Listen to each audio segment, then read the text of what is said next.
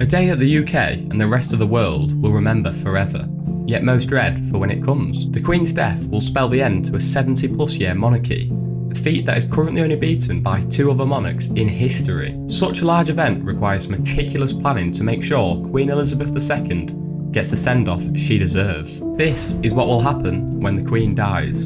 Day 1. The first day of Queen Elizabeth II's passing will be known as D-Day.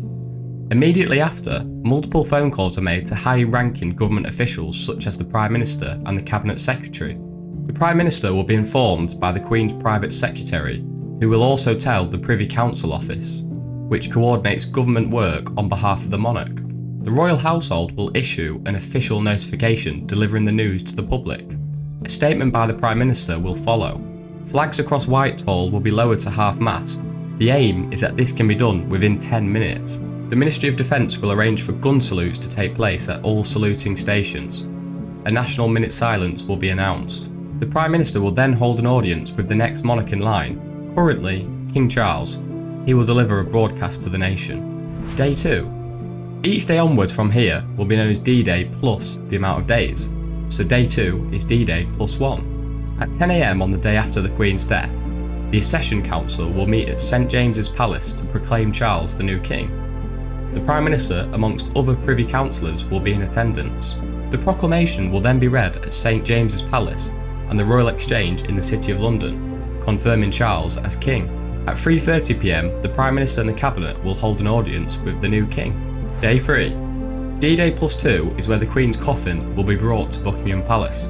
If she dies in Sandringham, her residence in Norfolk, her body will be carried by royal train to St Pancras in London, where her coffin will be met by the Prime Minister and other Cabinet Ministers.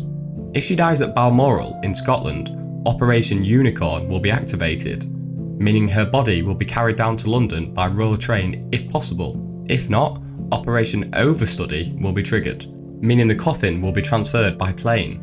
The PM and ministers will attend a reception to welcome the coffin. Day 4. In the morning of D-Day plus 3, King Charles will receive the motion of condolence at Westminster Hall.